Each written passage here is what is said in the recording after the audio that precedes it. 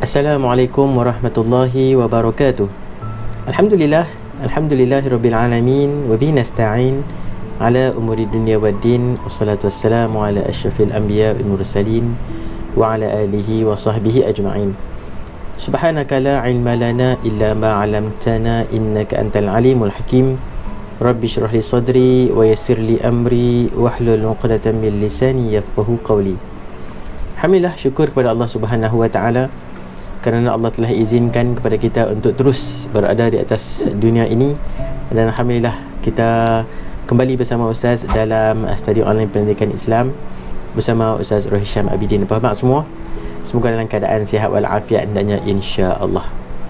Jadi pada kali ini kita akan meneruskan pembelajaran kita bagi abang-abang kakak-kakak tingkatan 5 kita yang mana sedang bersama dengan kita secara maya. Pada kali ini untuk kita membicarakan, jom teruslah untuk pelajaran 17. Pelajaran 17 pada kali ini iaitu tajuknya keunggulan tokoh Islam tingkatan 5. Keunggulan tokoh Islam tingkatan 5. Okey, jadi abang kakak, jomlah kita terus dengan yang pertama. Seperti biasa, kita duduk kita dalam keadaan yang tertib dan tenang, duduk dalam keadaan yang paling selesa untuk kita dapatkan ilmu, dan kita mulakan dengan membaca Ummul Quran Al-Fatihah dan juga selawat kita kepada Nabi sallallahu alaihi wasallam. Jom mula dengan Al-Fatihah. A'udzubillahi minasyaitonir rajim. Bismillahirrahmanirrahim. Alhamdulillahi rabbil alamin, arrahmanir rahim, maliki yaumiddin, iyyaka na'budu wa iyyaka nasta'in, ihdinas siratal mustaqim, siratal ladzina an'amta 'alaihim, ghairil maghdubi 'alaihim waladdallin. Amin. Allahumma salli ala Muhammad wa ala alihi wa sahbihi wa barik wa sallim. Allahumma salli ala Muhammad wa ala alihi wa sahbihi wa barik wa sallim. Allahumma salli ala Muhammad wa ala alihi wa sahbihi wa barik wa sallim. Terus dengan doa penerang hati. Bismillahirrahmanirrahim. Allahumma ftah alina hikmataka wa anshur alaina min khazaini rahmatika ya arhamar rahimin. Alhamdulillahirabbil alamin. Okey, pastikan semua peralatan yang sesuai untuk berada depan kita dah siap dihidangkan di depan. Pensel, pen, kertas, buku teks kita jangan lupa, buku tulis, buku kerja, semualah yang sesuai.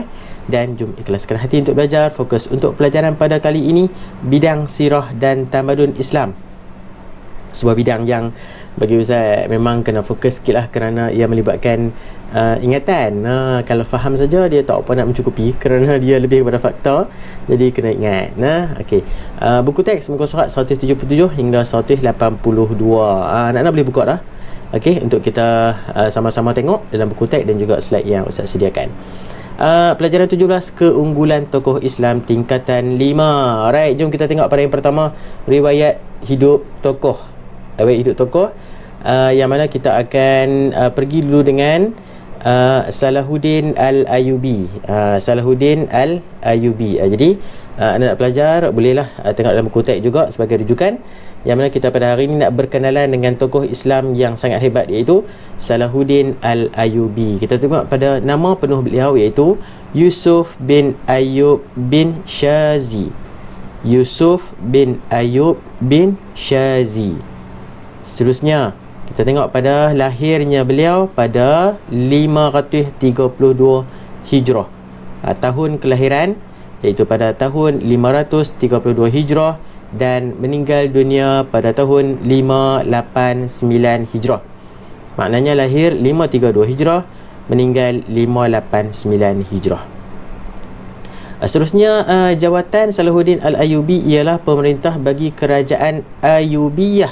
Jadi kalau naik soalan, siapakah pemerintah bagi kerajaan Al-Ayyubiyah ni, confirm kita tengok pada belakang dia, Al-Ayyubiyah tu Ayub, Salahuddin Al-Ayyubi. Macam tu contoh dia.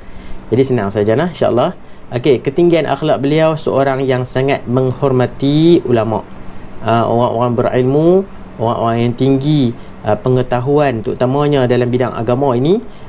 Salahuddin Al-Ayyubi ni sangat menghormati dan sangat mengutamakan para ulama dalam pemerintahan beliau. Beliau juga seorang yang berani mempertahankan agama. Dan nak pelajar boleh tengok dalam sirah, dalam sejarah pemerintahan Salahuddin Al-Ayyubi ini sangat hebat dari sudut keberanian, dan juga orang kata apa, dalam peperangan, Salahuddin Al-Ayyubi ni seorang panglima tentera yang sangat berani dan sangat orang kata apa, memberikan inspirasi kepada tentera-tenteranya untuk menghadapi musuh dengan penuh keberanian dan juga kesabaran bersama dengan tawakal kepada Allah Ta'ala. Okey, dan semasa pemerintahan juga Salahuddin Al-Ayyubi inilah seorang yang sangat prihatin terhadap kebajikan rakyat. Jadi bila naik soalan ketinggian akhlak, menghormati ulama, berani pertahankan agama dan prihatin terhadap kebajikan rakyat ni di bawah tokoh Salahuddin Al-Ayyubi. Dapat? Okey, seterusnya guru yang tersohor, guru kepada Salahuddin Al-Ayyubi ialah Ali bin Al-Hasan bin Hibatullah bin Asakir Ad-Damshiqi. Ni Iraq lah ni. Maknanya guru kepada Salahuddin Al-Ayyubi ni ialah Ali bin Al-Hasan. Okey, itu keyword dia, ataupun namanya penuh Ali bin Al-Hasan bin Hibatullah bin Asakir Ad-Damshiqi. Itulah nama guru bagi Salahuddin Al-Ayyubi. Okey, pada pelajar boleh tengok tenung, nak kata tenung tu lama sangat pula kalau kata tenung tu kan. Jadi boleh tengok dan juga InsyaAllah Ustaz akan share slide ini dan nak boleh rujuk lah, boleh dapatkan dan juga boleh kita jadikan sebagai bahan untuk pengajian kita. Okey, kemudian kita berkenalan pula dengan seorang lagi tokoh Islam, iaitu Hasan Al-Banna. Ustaz yakin percaya ramai di kalangan para pelajar kenal dan juga biasa dengar nama Hasan Al-Banna.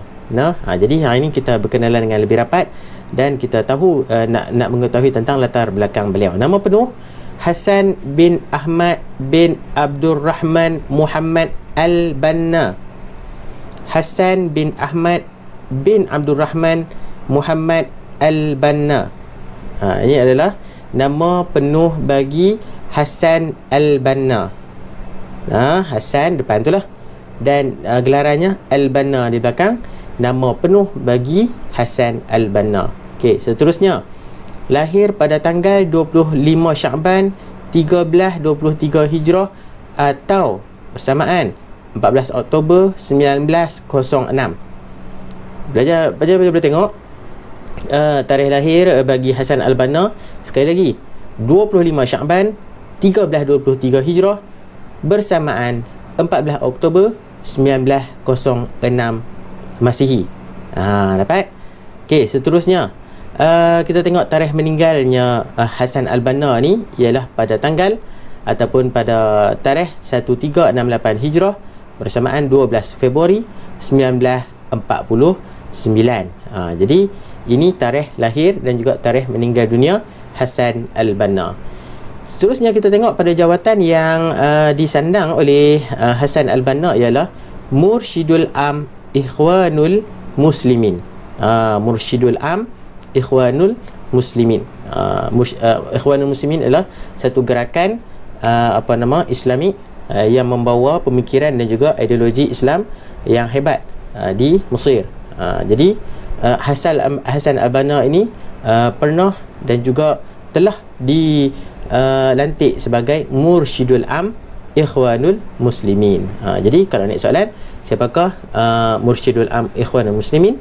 Jadi tak lain tak bukan Hasan Al-Banna. Boleh nah? Seterusnya kita tengok pada ketinggian akhlak, seorang yang memuliakan orang-orang yang warak dan soleh, tidak meminggirkan orang-orang ulama, ahli ulama, tidak meminggirkan orang-orang yang hebat dalam bidang-bidang yang tertentu, terutamanya dalam bidang agama, dan seorang yang gigih menggerakkan usaha dakwah, sentiasa berlapang dada apabila terdapat perbezaan pendapat. Yang ni satu contoh yang sangat perlu untuk kita ambil anak-anak pelajar sekalian, iaitu apabila kita ada perbezaan pendapat, mungkin di kalangan kawan-kawan kita dalam kelas, ataupun orang kata lah ni dah dunia tanpa sempadan kan, jadi kita ada berbeza pendapat di alam maya, di media sosial dan sebagainya, maka kita sebagai seorang pelajar yang waras, pelajar yang orang kata berfikiran mentaliti kelas pertama, jadi tidak akan mudah untuk didoktrinkan dengan pendapat yang satu itu saja. Kan, tapi kalau kita tengok pada Hasan al-Banna, beliau sangat berlapang dada. Maknanya jika ada perbezaan pendapat antara beliau dan juga orang lain, terutama di kalangan para ulama pada waktu tersebut, maka dia tidak terus blame ataupun tidak terus mengatakan orang itu salah, orang ini betul, ataupun orang itu salah, dia seorang saja betul. Tak. Maknanya dia berlapang dada dan meraihkan perbezaan pendapat tersebut. Jadi kita sebagai pelajar juga perlu untuk mencontohi akhlak dan juga peribadi Hasan al-Banna, iaitu berlapang dada dalam perbezaan pendapat. Guru yang tersohor, guru beliau, guru Hasan al-Banna yang sangat masyhur untuk kita kenal, iaitu Ahmad bin Abdul Rahman al-Banna dan juga Syekh Muhammad Zahran. Ahmad bin Abdul Rahman al-Banna dan juga Syekh Muhammad Zahran. Jadi dua orang guru ini adalah guru bagi Hasan al-Banna, yang mana seorang yang sangat berilmu dan juga sangat berpengetahuan luas dalam usaha-usaha dakwah, dan juga mempunyai pengalaman yang cukup hebat dalam menggerakkan jalan-jalan untuk menyebarkan agama Islam pada waktu tersebut. Sikit spektrum ilmu sikit. Sesungguhnya tanggungjawab, ini antara 10 wasiat Hasan al-Banna, dipetik daripada 10 wasiat Hasan al-Banna. Sesungguhnya tanggungjawab terhadap agama lebih banyak daripada masa yang ada. Maka manfaatkanlah waktu. Apabila kamu mempunyai sesuatu keperluan, sederhanakanlah dan percepatkan untuk diselesaikan. Ini sangat penting untuk kita muhasabah diri kita. Hasan al-Banna wasiatkan kepada kita, anak-anak sekalian, nak cerita bab tanggungjawab ni lebih banyak daripada banyaknya masa yang kita ada. Maknanya di sudut kata jalan dakwah yang perlu untuk kita lakukan, ya anak-anak sekalian, sampaikan tak sempat nak mengurus diri sendiri. Maknanya kita ni tak ada masa untuk nak bersantai-santai, nak berilek-rilek, kerana tanggungjawab terhadap agama ni cukup banyak dan masa tu tidak mencukupi. Maka apa yang Hasan al-Banna sebut di sini ialah manfaatkanlah waktu, gunakanlah waktu dengan sebaiknya. Dan disebut lagi, apabila kamu mempunyai satu keperluan, kita ada keperluan, tak kiralah keperluan diri, keperluan keluarga, keperluan masyarakat dan sebagainya, maka buatlah, sederhanakanlah. Maksud Hasan al-Banna ni ialah tidak terlalu, orang kata, menekan, tidak terlalu pressure, nak buat dengan, orang kata apa, perfect, almost perfect. Buat sederhana, dan kita usaha untuk cepatkan kita punya urusan itu, urusan untuk keperluan kita itu, kerana jalan dakwah itu lebih memerlukan kita bagi orang kata apa, meneruskan warisan daripada para anbiya, iaitu memartabatkan Islam ke tahap yang paling tinggi. Seterusnya kita berkenalan pula dengan seorang lagi tokoh Islam yang perlu kita kenal, iaitu Ahmad bin Ibrahim. Siapa dia? Cantik, Ahmad bin Ibrahim. Siapa dia? Ahmad bin Ibrahim ni, okey, kita tengok dulu nama penuh beliau, iaitu Ahmad bin Muhammad Ibrahim. Ahmad bin Muhammad Ibrahim, seorang yang dilahirkan pada tanggal 15 Mei 1916 dan meninggal pada 17 April 1999. Jadi tokoh yang kita kenal ataupun kita belajar pada kali ini adalah tokoh kontemporari. Maksud saya ialah tokoh masa kini lah, tokoh yang orang kata apa, di zaman milenium ini ataupun zaman kita lah, zaman kita. Jadi Ahmad bin Ibrahim ni kita perlu untuk mengenali beliau kerana ia sangat dekat dengan masa kita, dan orang kata apa, berkaitan dengan bidang pengajian kita juga sebenarnya. Jom kita tengok seterusnya. Gelaran yang diperolehi oleh tokoh kita pada hari ini, iaitu Ahmad bin Ibrahim ni, ialah Profesor Emeritus Tan Sri Doktor. Maknanya gelaran di hadapannya ialah Profesor Emeritus Tan Sri Doktor Ahmad bin Muhammad Ibrahim. Macam tu. Jadi ini beliau adalah seorang tokoh ilmuwan dalam bidang akademik. Okey, seterusnya iaitu pekerjaan beliau, seorang pensyarah kuliah undang-undang di Universiti Islam Antarabangsa UIA, Malaysia. Dan juga seorang hakim mahkamah rayuan dan mahkamah syariah. Jadi beliau sangat berpengalaman dan berpengetahuan dalam bab undang-undang, dalam bab orang kata apa ni, mahkamah, tak kira mahkamah rayuan, mahkamah syariah dan sebagainya. Jadi Ahmad bin Ibrahim adalah tokoh dalam bidang undang-undang, lebih spesifik dalam bab undang-undang. Okey, seterusnya, ketinggian akhlak beliau, suka menyebarkan ilmu, suka berkongsi pengetahuan dengan orang lain, dan sentiasa menjaga etika keadilan ketika mengendalikan kes perbicaraan. Seorang hakim sangat perlu untuk menjaga integriti dan juga etika keadilan ketika menghakimi perbicaraan. Jadi kita jadikan Ahmad bin Ibrahim ini sebagai tokoh dalam bab amanah. Itu saya nak sebut. Amanah maknanya apa? Setiap tanggungjawab yang diberikan, kita laksanakan dan kita lakukan dengan penuh kejujuran. Maknanya etika kita sebagai seorang, kalau kita pelajar, seorang pelajar, etika kita sebagai seorang guru jika yang menuntut juga adalah guru, etika kita sebagai seorang ibu bapa, dan etika kita sebagai seorang yang paling penting hamba kepada Allah Subhanahu wa taala. Okey, jadi berkenaan dengan ketinggian akhlak, suka menyebarkan ilmu dan menjaga etika keadilan ketika mengendalikan kes. Tahap pendidikan beliau ialah dari Victoria Bridge School Singapura, Raffles College Singapura dan juga University of Cambridge, yang mana beliau sangat tahap pendidikannya sangat hebat. Sangat hebat. Di Victoria Bridge School, kemudian Raffles College, University of Cambridge, tempat Ahmad bin Ibrahim ini mengaji.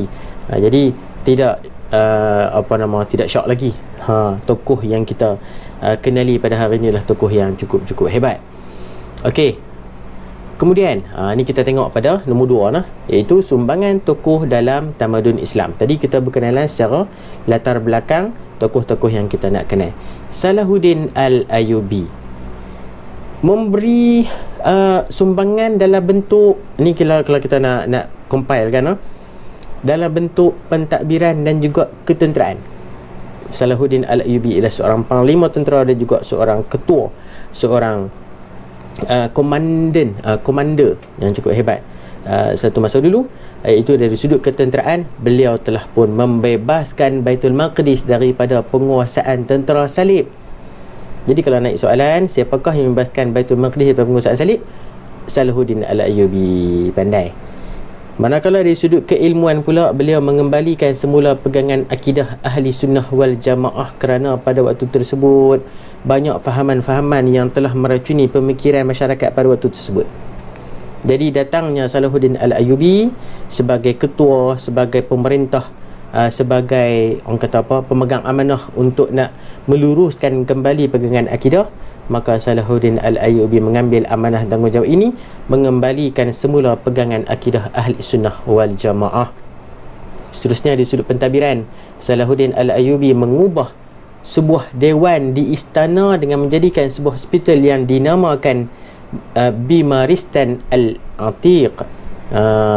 Kalau naik soalan, Bimaristan Al-Atiq ni adalah sebuah dewan di istana. Dia renovate, beliau ubah menjadi sebuah hospital dari kegunaan masyarakat pada waktu tersebut. Dan juga beliau ada sebuah gudang ubatan, mewujudkan sebuah gudang ubatan yang mana menyediakan, membolehkan ubat diagih mengikut grade yang ditetapkan kepada para pesakit. Bermula ataupun pada zaman pemerintahan Salahuddin Al-Ayyubi ni telah pun diwujudkan sebuah gudang ubatan yang mana ubat-ubat itu diberikan kepada para pesakit mengikut grade ataupun mengikut tahap kesakitan tu. Contoh macam kalau kita demam, bagi ubat demam kan. Kalau kita batuk, bagi ubat batuk. Dia tak semua. Kalau ubat demam, batuk ke apa-apa, dia tak bagi ubat yang sama aja. Jadi pada waktu pemerintahan Salahuddin Al-Ayyubi ni dah ada penggradean bagi ubat-ubatan. Macam tu. Dia faham tak lah? Seterusnya, cepat ke? Boleh no? Hasan Al-Banna, seorang yang hebat dalam bidang pengkaryaan, dalam bidang penulisan, dan dalam bidang kepimpinan. Hasan Al-Banna ni yang mana beliau banyak menghasilkan karya-karya, banyak menghasilkan tulisan-tulisan, dan antara hasil karya yang masyhur yang boleh kita kenali dan juga boleh kita, orang kata apa, kalau anak-anak pelajar berminat dan juga suka membaca tulisan-tulisan para ilmuwan kita, bolehlah rujuk pada tulisan Hasan al-Banna ini dalam Muzakiratut Da'wah wad-Da'iyat. Muzakiratut Da'wah wad-Da'iyat. Kemudian Risalah At-Ta'lim, ada cukup masyhurlah, Risalah At-Ta'lim, dan juga Al-Ma'thurat. Al-Ma'thurat adalah susunan daripada Hasan al-Banna yang kita nak baca pagi dan petang tu. Gitu. Jadi apabila kita membuka lembaran-lembaran daripada tulisan Hasan al-Banna ini, banyaklah kita ketahui bahawa Hasan al-Banna ini banyak memberikan ilmu kepada kita dalam bentuk penyucian hati kita, dalam bentuk kepimpinan, dalam bentuk perjuangan dakwah, untuk kita dapatkan semangat bagi meneruskan perjuangan Hasan al-Banna ini. Kemudian beliau mengasaskan dalam bab organisasi ni, mengasaskan Pertubuhan Ikhwanul Muslimin, yang mana beliau sendiri menjadi mursyidul amnya, dan juga antara murid yang masyhur murid kepada Hasan al-Banna ni ialah Said Qutb. Bisa dengar? Khususnya bisa dengar Hasan al-Hudaybi, Yusuf al-Qaradawi, dan juga Mustafa bin Husin As-Sibai. 4 orang murid yang masyhur. Sebenarnya ramai lagi murid-murid Hasan al-Banna, tapi yang kita nak mengaji pada hari ini iaitulah hanya 4, iaitu Said Qutb, Hasan al-Hudaybi, Yusuf al-Qaradawi ni confirm anak-anak pelajar kenal kan, utama dalam fiqh aulawiyat. Yusuf al-Qaradawi ulama kontemporari yang terkini, yang mana baru saja pergi meninggalkan kita. Moga-moga Allah merahmati roh Allahyarham Yusuf al-Qaradawi. Kemudian Mustafa bin Husni As-Sibai, ini adalah antara murid-murid bagi Hasan al-Banna. Seterusnya kita pergi kepada sumbangan Ahmad bin Ibrahim pula, menghasilkan karya yang banyak dalam bab undang-undang, antaranya buku-buku undang-undang keluarga Islam di Malaysia. Ini lebih kepada negara Malaysia, dan Ahmad Ibrahim ni adalah seorang yang orang kata apa, warga negara Malaysia, memberikan banyak sumbang bakti kepada rakyat Malaysia, terutamanya mengeluarkan buku undang-undang keluarga Islam di Malaysia, seperti Undang-Undang Keluarga Islam di Malaysia, ni bukunya lah, dan juga Family Law in Malaysia. Pelopor jurnal hukum, menghasilkan buku-buku berkaitan dengan undang-undang di Malaysia, antaranya Sistem Undang-Undang Malaysia dan juga Islamic Law in Malaysia. Ini adalah Ahmad bin Ibrahim adalah pelopor ataupun pengasas kepada penghasilan buku-buku berkaitan dengan undang-undang, terutamanya dalam undang-undang keluarga dan juga undang-undang Islam. Dalam bab kehakiman, antaranya hakim di Mahkamah Rayuan dan Mahkamah Syariah, dan di sudut perundangan seorang sebagai anggota panel pengasas kuliah undang-undang di Universiti Islam Antarabangsa Malaysia. Maknanya apabila nak diasaskan kuliah undang-undang di UIA, maka Ahmad bin Ibrahim ni adalah salah seorang anggota panelnya. Nak buat silibus macam mana kan, pengambilan pelajar macam mana, ini adalah Ahmad Ibrahim adalah seorang yang sebahagian daripada anggota panel. Pengasas dan juga penggubal enakmen Undang-Undang Islam Hudud dan Qisas Kelantan pada tahun 1991. Pengasas dan penggubal enakmen Undang-Undang Islam dalam braket Hudud dan juga Qisas di negeri Kelantan pada tahun 1991. Jadi ini antara sumbangan Ahmad bin Ibrahim. Jadi pada yang ketiga, anak pelajar sekalian, daripada apa yang kita mengaji, daripada apa yang kita belajar, apa yang kita kenal dengan tokoh Islam kita, maka sebagai iktibar daripada keunggulan tokoh sebagai umat Islam, yang pertama, kita hendaklah mencontohi kegigihan tokoh dalam menuntut ilmu sebagai bukti kecintaan terhadap ilmu. Tengok macam mana para tokoh kita, para ilmuwan kita dalam menuntut ilmu, gigihnya mereka, bermujahadahnya mereka dalam menuntut ilmu.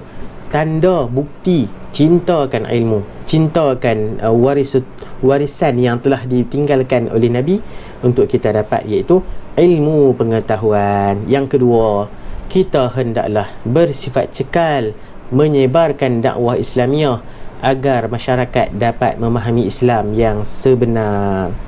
Nak sebar dakwah mesti ada cabaran. Nak sebar agama Allah ini mesti ada ujian.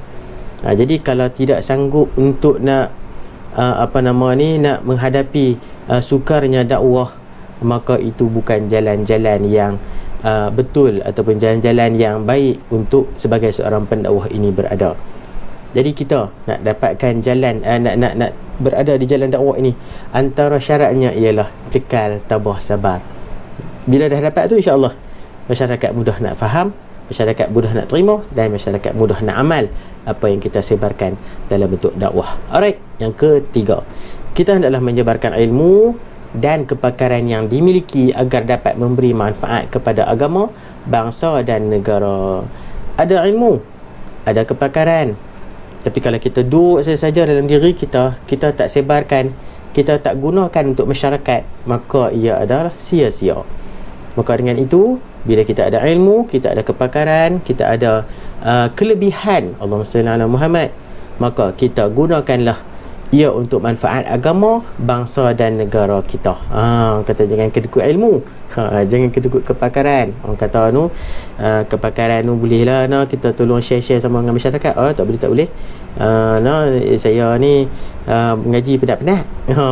Gitu-gitu je nak ajak orang, tak boleh. Jadi kita kena kongsi-kongsi ilmu dan juga kepakaran. Dan yang keempat, kita hendaklah berusaha untuk menjadi insan yang lebih berkualiti supaya dapat berbakti kepada masyarakat dan negara. Semestinya dalam hidup kita sebagai seorang Muslim sejati, Muslim hebat, Muslim yang mantap dan padu, maka perlulah untuk kita sentiasa upgrade diri kita, sentiasa tingkatkan kualiti diri kita supaya dapat kita berbakti kepada masyarakat dan negara. Itu hasrat kita. Bukan kita nak jadi orang hebat ni untuk dipuji, bukan kita jadi orang hebat ni untuk disanjung tinggi, akan tetapi kita jadi orang yang hebat ni untuk dapatkan kembali pahala dan juga kebaikan kepada diri kita dengan cara kita berbakti kepada masyarakat dan negara. Itu cara dia, insya-Allah. Alright, yang keempat. Yang kelima, kita hendaklah bekerjasama sebagai umat Islam. Kita hendaklah bekerjasama dalam pembangunan negara supaya negara dihormati di peringkat antara bangsa. Maknanya kita buat kerja seorang-seorang tak boleh, anak-anak sekalian. Kita kena bekerjasama, bersatu padu. Nak membangunkan negara takkan jadi dengan seorang saja. Nak membangunkan negara perlu ada pengorbanan dan juga kerjasama. Nak membangunkan negara perlu ada mujahadah dan juga usaha yang jitu daripada semua. Jadi bila kita ada kepakaran, kita ada ilmu yang kita sebut tadi ni, maka apabila dikembelingkan, kita gabungkan, kita jalinkan, maka dapatlah kita mengharumkan nama negara di persadah antara bangsa. Orang akan hormat kita, orang akan jadikan kita sebagai contoh ikutan tauladan terbaik dari sudut penyebaran ilmu, dari sudut pemerintahan, dari sudut kepimpinan dan berbagai lagi. Jadi semuanya bermula dari kita, anak-anak sekalian, insya-Allah. Wallahu a'lam. Sat je kali ni rasa sat ke? Tak tahu lah, rasa macam sat lah pula. Tak apa, insya-Allah.